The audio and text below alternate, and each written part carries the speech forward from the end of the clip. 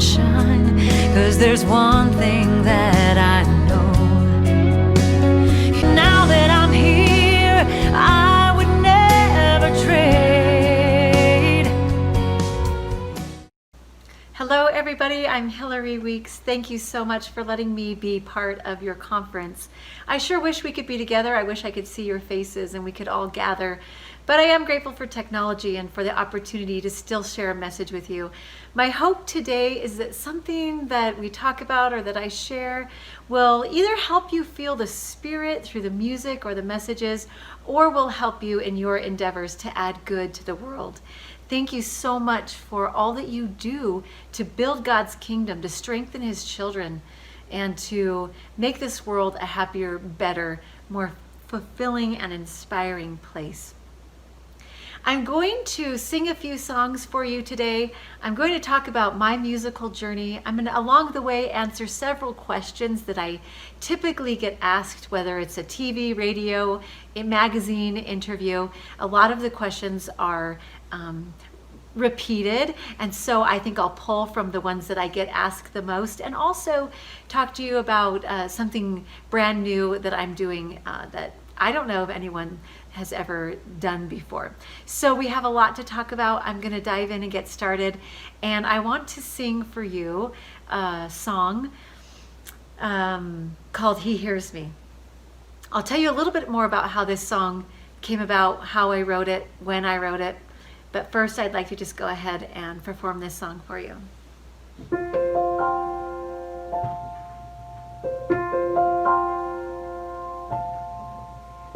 Here I am again, down on my knees, and with every pleading word, thy comfort I seek.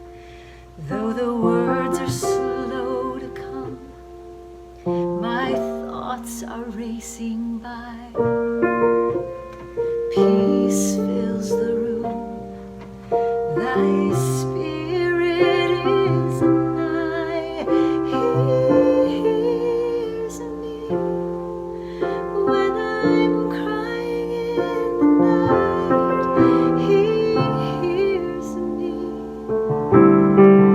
when my soul longs to fight, till the morning will come and the light of the dawn reassures.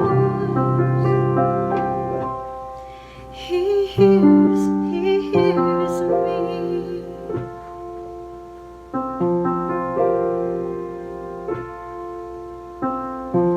Any hour, wherever I may be, in the silence of an empty room or on a crowded street, whether offering thanks or in urgency, I pray. I never go unnoticed, I'm never led astray. He hears me when I'm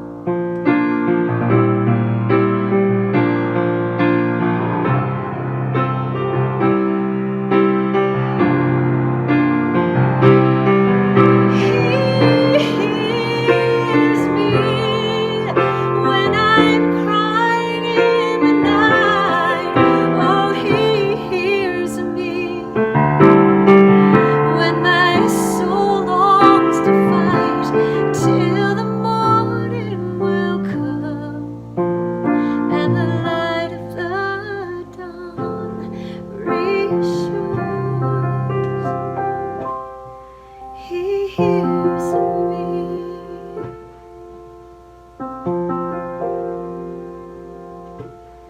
He hears me.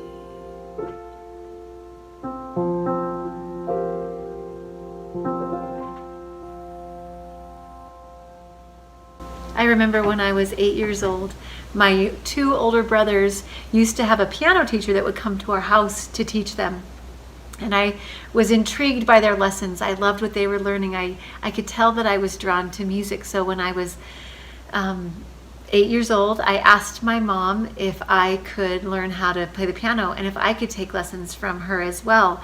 And that's when I started learning the piano. Before that, I loved to sing. I remember just as a young girl, 4, 5, 6, singing in church with my brothers. I don't think my brothers necessarily loved singing in church, but I loved singing.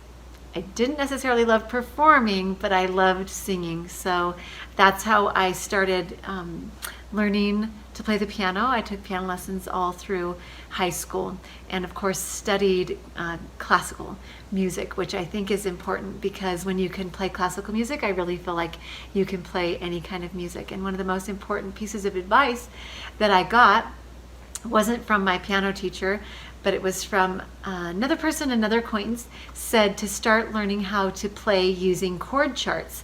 So I remember I had a Janice Cap Perry songbook, piano book, with sheet music in it. And I would look at the chords above and play and sing the song just by using the chords. If I wasn't sure what a chord was, I could look in the music and figure it out. And I sort of taught myself to understand how to read a chord chart and to play by chords. And then I went to BYU and studied music composition. And that's where I really learned what music theory was. So I wrote my first song when I was 14 years old. I had gone to EFY. I lived in Alaska. I grew up in Alaska. And I had traveled down to Utah where they had EFY when I was about 14 or 15 years old and met a girl there we became fast friends. She was from California. And when we both went back to our home states after EFY was over, she wrote a poem, sent it to me, and I thought it would be really fun to put that poem to music. And that was my first song. I don't remember it. I don't have a copy of it. I never recorded it. Back in the day, we didn't have cell phones. We didn't have easy ways of recording things. I could have used a tape recorder, I suppose, but I didn't. So I don't remember what the song was. I don't have a copy of the poem. I know that's kind of sad, but that was my first song, and I decided that I really enjoyed writing music, and so I continued dabbling and writing, really having no feel for what a song should be other than the songs that I listened to on the radio or on a cassette tape, and just sort of taught myself how to write. I think a lot of times songwriting and your writing as well comes from the heart and just from what's inside and where we feel compelled to go. I studied composition at BYU. I took a songwriting class. It wasn't part of the BYU music composition program. The songwriting class, I think, was part of MDT, musical dance theater, because at the time, composition at BYU was very different. We studied a lot of atonal music, a lot of music that, in my opinion, I didn't think people would listen to. I kind of use the analogy of the clothing that the fashion designers designed for the runway. It's not clothing we would ever wear. There's feathers sticking out. There's a balloon over here that's wrapped in tinfoil. It's all this weird stuff we would never wear on a daily basis. But that's like what you study with fashion. And for me, in my opinion, that's what BYU, well, not BYU, every university, but that's what the study of music felt like. We were studying and writing and composing music that I felt like an average person wouldn't listen to. And so that's why I sort of added that songwriting class to my curriculum, because I was desperate just to write regular songs. And I kept asking my music professors, could I just write the stuff you want me to write, and can I write songs too? And you tell me, can we combine it at all? And I kept getting told, no, none of them would ever let me. And that's okay. So I took songwriting class. That's where I wrote the song He Hears Me, is when I was at BYU. I remember renting a piano every semester. This particular semester, I lived in a 3rd floor apartment, so I feel bad for the rental company that had to carry the upright piano up 3 floors of stairs into my apartment, but I used it all the time. Now that I think about it, I hope it didn't bother my roommates to hear me playing. But I remember one afternoon I finished the song, and my roommate, Kim Doman, was up at the library studying, and I really wanted to show her the song. I finished it. I walked up to the library. I pulled Kim away from her studies, and we walked back to the apartment so I could show her He Hears Me. And later, once I had been married. Well, let me back up. While I was attending BYU, especially my freshman year, I spent some time in a local studio, and I was learning the ways of recording, what it was like to sing vocals, what it took to lay down a piano track. And I had about 5 or 6 songs that I had completed, and I pitched them to some local publishers. In Utah at the time, there really weren't very many publishers, just a handful.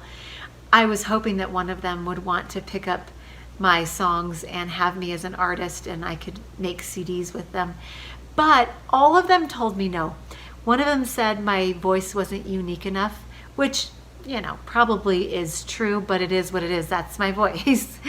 One of them told me I would never make it in this industry, and the others just flat out told me no. And so I gave up on the idea of ever publishing songs or becoming a songwriter.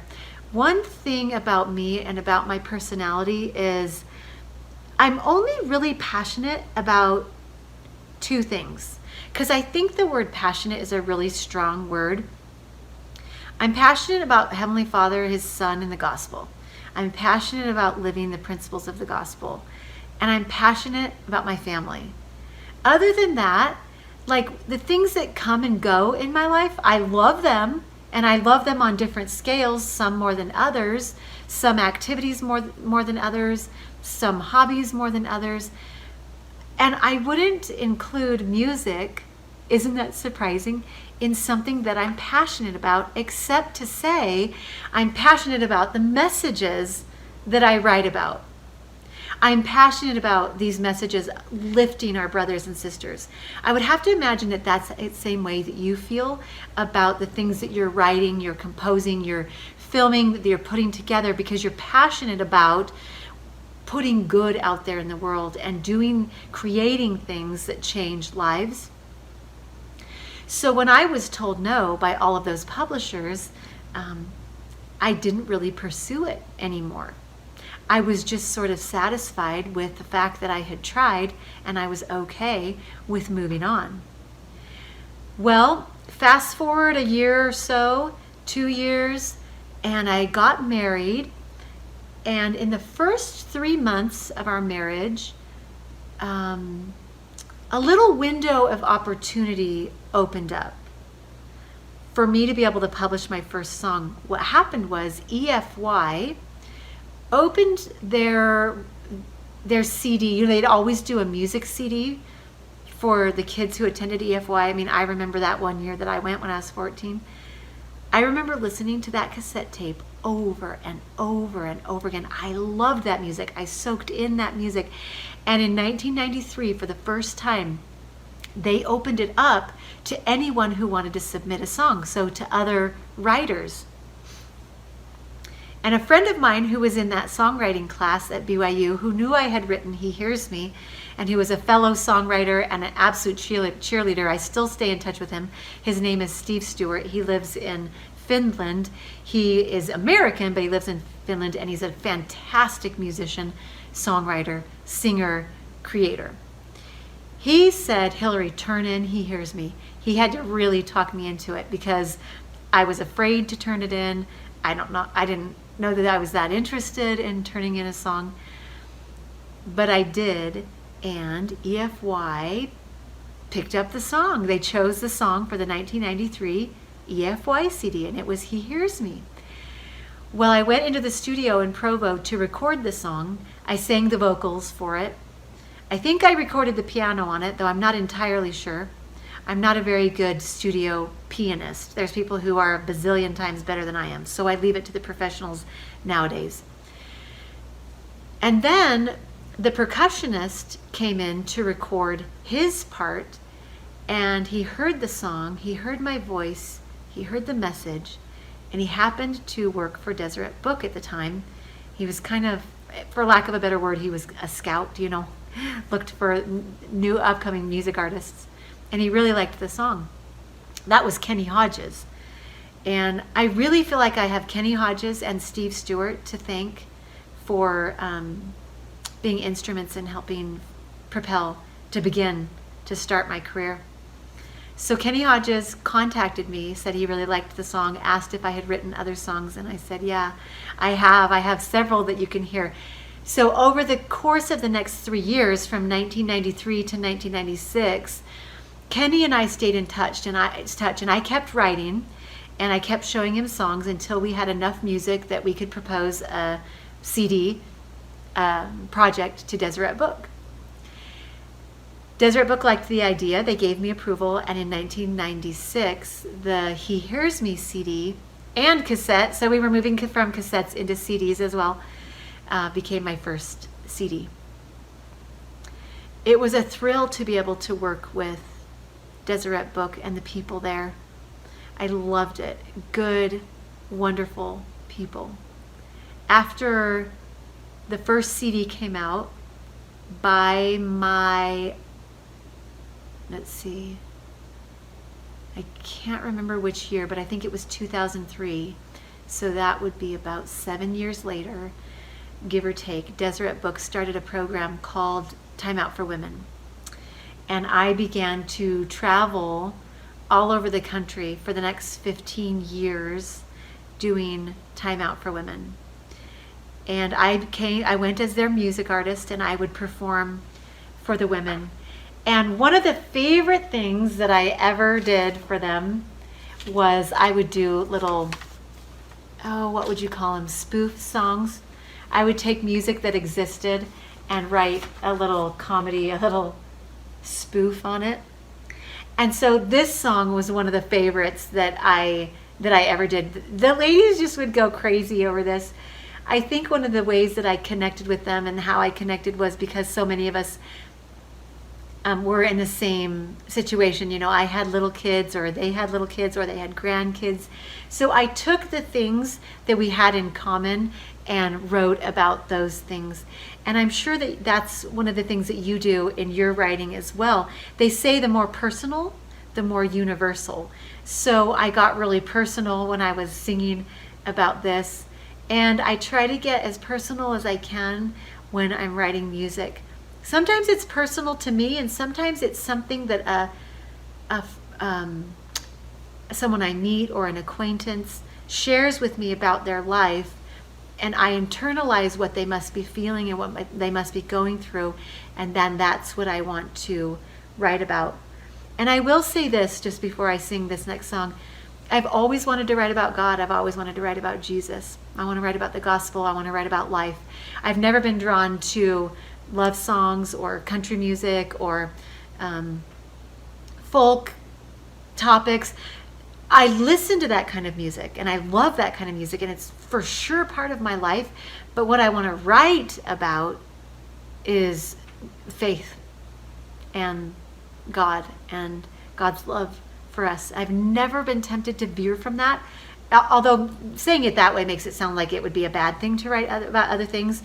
And of course we need that kind of music. I listen to all that kind of music, and I'm so grateful there's writers out there who write music like that for us. But for my heart, I've always just needed to write about this sort of thing, about gospel things. Let's see, there was something else I wanted to say, but it slipped my mind. If I remember, I'll sing it. So this is one of those spoof songs that the ladies just went cuckoo for Cocoa Puffs for. When I don't constantly nag at my children, they just do their chores like sweeping the kitchen. When they put toilet paper back on the roll, it feels like I've witnessed a small miracle. Here's a few more of my favorite things.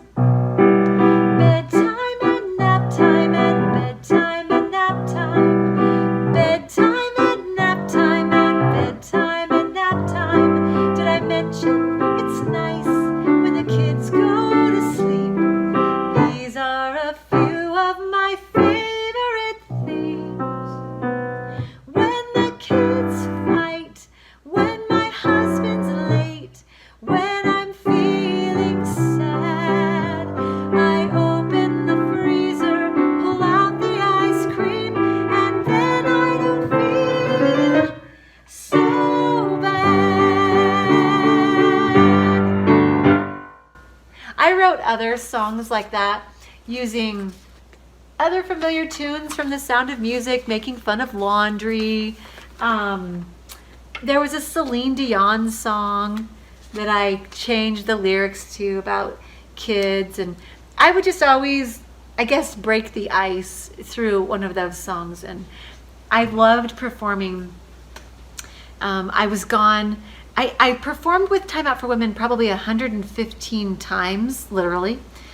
And if you add that up, I was gone from my family over 2 years worth of weekends. Not in a row, but over those 15 years. And after 15 years of being part of Time Out for Women, I decided it was time for me to be home. And I made the decision not to travel with them anymore, but I just loved it. I loved that part of my life. I loved being with the women. I think over and over, one of the things that they would say to me is, this time in your life when you have little kids, when the kids are in the house, goes by so quickly. And so to really enjoy it, really embrace it, and to be there. And I remembered that. I always kept that in the back of my mind. And I tried to be mindful of that when I was home and when I wasn't out performing, doing women's conferences or firesides. I tried to really be present, and that worked out. I feel like I've raised my best friends. I have 4 daughters. My oldest is 26 and my youngest is almost 16, and they are my best friends. We love being together. And so that advice that they gave me was really valuable, and it was important for me to take it to heart. I'm just checking over my notes here because I want to make sure. One of the comments that I get the most when I get stopped in Costco or Target or at a restaurant, people will thank me for the music, which I am so grateful for. A lot of times they will say, oh, it probably drives you nuts when somebody wants to stop you and talk to you. And my thought is, heavens no. If nobody loved the music, if the music hadn't blessed anyone's life and no one stopped me, that would be so sad. So people wanting to talk to me or meet me or thank me for the music just means that the music has had an impact on them, and I'm so grateful for that. That's why I write. And one of the things, a lot of times they'll share something they've been through and how the music helped them specifically through that experience. But one of the phrases that I hear over and over again is that my music got them through their darkest hour. Interesting phrase, isn't it? Through their darkest hour. We need dance music. We need fun music. We need drive in the car and roll down the windows music. We need doing the dishes music. But we also need music for the backdrop of our lives when things are hard, when we're going through something that we're not sure we're going to make it through, when we don't know if God is aware of us because he feels like he's being silent, when we're not sure if he loves us, when we're not sure if he's part of our lives, or when we've made a mistake and we want to come back to him. And I love writing and providing music. On every CD of mine, there's always a song that takes us to that place that is a song that would be invited in when someone's heart is breaking and is in pieces. A song that they could turn on that would allow their heart to express itself without them having to say a word. You don't even know how many times I have had somebody tell me a story similar to this. I was absolutely breaking down. I drove over to the temple parking lot. I sat in the parking lot, decided to turn on some music, and your song came on. And I really truly do believe, this is me talking now, I really truly do believe that God can use us. He can use you and me and the gifts that he's given us and the gifts that we now have to offer the world to be in those places where people and when people need it the most. So keep doing what you're doing. It makes a difference. And when people tell you no, or when doors close, don't worry about who else says no. When God tells you yes, that's when you know it can happen and should and will happen. So I want to sing one of the songs that people tell me they listen to in those moments when they need to feel God's love, or the song that just popped on when they needed it most. Honestly, I hear this all the time, and I love that Heavenly Father allows art like this to be a means of expressing his love to his children. This song is called "He'll Carry You."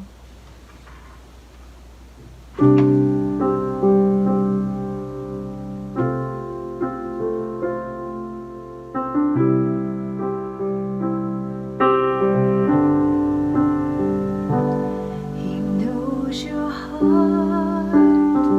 He knows your pain. He knows the strength it took just to simply breathe today. He sees the tears that you cry. He knows your soul is aching to know why. He hears your prayers, each humble word. When you said you couldn't face another day, he understood. He knows the path. When you walk blind, though you felt alone, he's never left your side.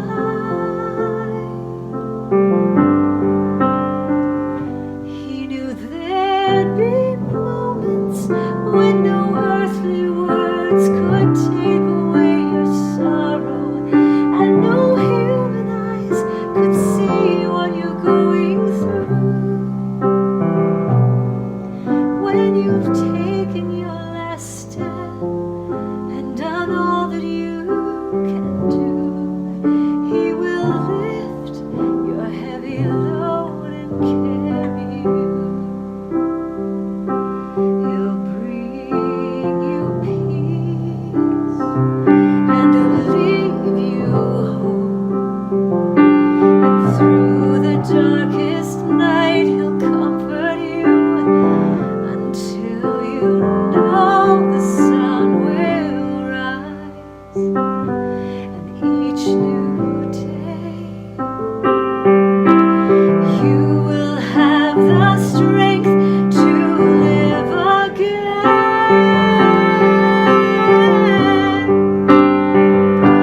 And in the moments when no earthly words can take away your sorrow, and no human eyes can see what you're going through, when you've taken your last step and done all that you can do, he will lift your heavy load and carry you. And there's actually a bridge in this song which I stole from He Hears You, or He Hears Me, and then I adapted it for this song and then one more chorus. But just for the sake of time, I will go ahead and just give you that much of the song. I always loved writing Christian music. Growing up, I listened to Christian music. I listened to Michael McLean, Afterglow, Amy Grant had a big influence on me. But something that also had a huge impact and influence on me was being surrounded by people who were cheerleaders for me, my family, and now growing up, my parents, my siblings, and now my husband and my daughters. Finding friends who are encouragers. I would absolutely invite you to continue surrounding yourself with people who believe in you and who can tell you that you can do it, because inevitably when we are being creative, when we are creators, we're going to run into walls, we're going to get stumped, we're going to have writer's block, we're going to have moments where we feel like we're not sure if we can do it. Seems like every time I write an album, every time I begin the writing process, which for me takes about a year to write a whole CD, every time I begin that process, Satan begins working on me. He whispers in my ear that you're not good enough. You're not that good of a songwriter. You're not a good musician. People don't care about your music. This isn't going to work out. He just lets me have it.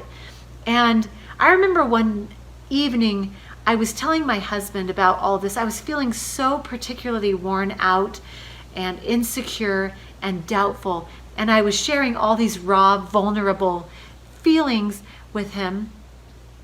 And after I shared all of it, he said, "That's good." And I was like, wait a second. Did you hear anything I just said?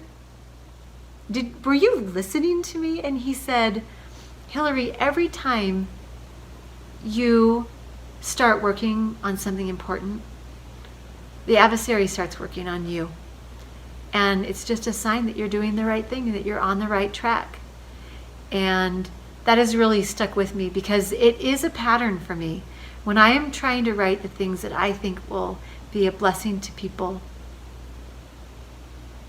that's when I begin having self-doubt, and it's easy for me to get discouraged. And so I have to be surrounded by people who build me up and who encourage me and want me to be the best that I can be. So find people who believe in you and who will encourage you in those moments when you need it the very most. Let's see. Okay. I want to just move on, to another topic on how my music has evolved and how I have learned to adapt with how music has changed. So I did my first, let me think, first 7 or 8 CDs through Deseret Book. And every single one of them grew in popularity. I think some of it had to do with music was just growing and an awareness of music. And I think the music was connecting with people, but also traveling with Time Out for Women and performing all over the United States, and just, growing my audience and awareness. I was on social media. I was trying to have a presence there, although I wasn't doing a very good job of it. I didn't really know what I was doing. But that helped a little bit. And every time I would release a CD, the royalty checks that would come twice a year would get bigger and bigger. Like every CD release, it was just more people were aware, more people were buying, until I released CD number 8. And I remember getting the royalty check and walking into my husband's study and saying, something must be wrong. Like their numbers must be off, because this isn't the same at all. And I was a little bit heartbroken. I'm like, what has happened? And it happened again on the 9th, 10th CDs. And I met with the music people there, and they said, the music industry is changing. Not as many people are buying music anymore. Not as many people have CD players. I mean, we're lucky if we still have a boombox, that we can put a CD in. People are streaming music. And not only are they streaming music on their phones, and it's just so much more convenient that way, and on their computers, but they want to stream it for free. And so there was this awareness among musicians worldwide, nationally, and of course in our industry, my own industry here, that things had to change because we weren't consuming music in the same way anymore, myself included. I'll turn on Pandora. I don't listen to Spotify as much just because I use Apple Music and I think they're similar, but people are using Spotify, Pandora, Apple Music to get their music, and it's free. And the people who are the big artists are, I think in a way, still benefiting from that, but they've also had to go on the road, like to make money to produce CDs still, which are very expensive to produce. They've had to go on the road and make money with ticket sales for concerts and merchandise sales. And I was at the point in my career that I just wasn't super interested in touring. We did a concert tour in 2016 and it was super fun, like one of the highlights of my career. It was just awesome. But at this point I wasn't really necessarily interested in touring anymore. And my songs are on Pandora. I will be adding some of my music coming up to more of the streaming channels. I've been a little slow to act on that, but with some of my new things that I produced and I own fully, I probably will be putting those soon on some of the streaming channels. But sorry, that's a side note. So for instance, I am on Pandora. I remember recently getting my payment, my royalty check from Pandora. It was for a quarter, and my songs during that quarter had been streamed over 800,000 times, and my check was for $79. So it was crazy how much things had changed, and I'm beginning to realize that we're not selling CDs anymore, so it doesn't warrant paying $50,000 to produce a CD. And if you're streaming, you're not getting paid. So I had to come up with a way to reinvent the wheel. And I remember so specifically the day that this inspiration came to me. I really do attribute it to inspiration and the Spirit and God being good and being present in my life, because I don't know that I'm creative enough or smart enough to come up with the idea on my own. So it was in May of 2018. I had the idea to start a subscription-based model for my songs, where every month a brand new song would come out. But not only that, they would get the sheet music, the minus tracks for the song, or in other words, the karaoke. So if they wanted to perform the song, they could.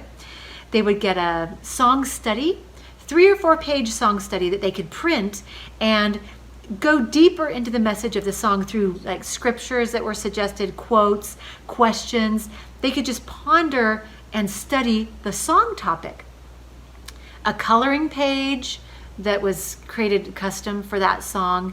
They would be part of an exclusive Facebook group where I would perform the song, do a little mini concert once a month. When that song came out, I would sing it for them live. I also bring on a guest with me and we talk about the song, we talk about that message. Let's say the song that month was about faith. Well, then we'd have a discussion about faith and offer suggestions. And then on my Facebook page, throughout the month, there would be posts about that song and about things that would help increase faith, for instance. Also, they could download all of the content from their computer, but we also created an app, the Live All In app. This subscription is called Live All In. The app, they can play the music from it. So the songs come directly to their app each month, and it's divided into the different categories. The songs, the instrumental with background vocals. And it's just been an amazing journey. Not easy, because I couldn't find anyone else, not just in my industry, but not in our industry, I should say, but nationwide.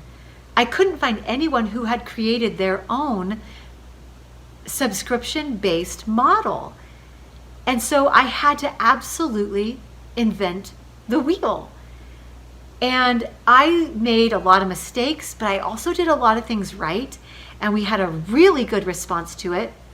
And I ended up it started, I released the first song January 2019, and then decided to do it again 2020.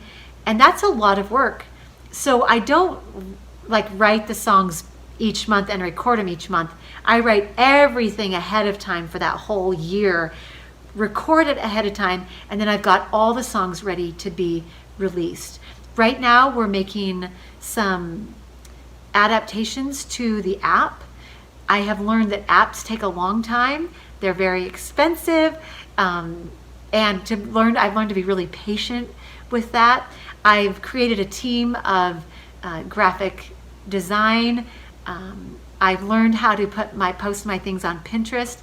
I've beefed up my Instagram and Facebook, and keep a balance between sharing things that are personal and just about life or funny or that happened to me, and sharing about music, and keeping a balance between selling a product with them and also being able to talk about my products, but also let them into my life. Just a balance between all of that.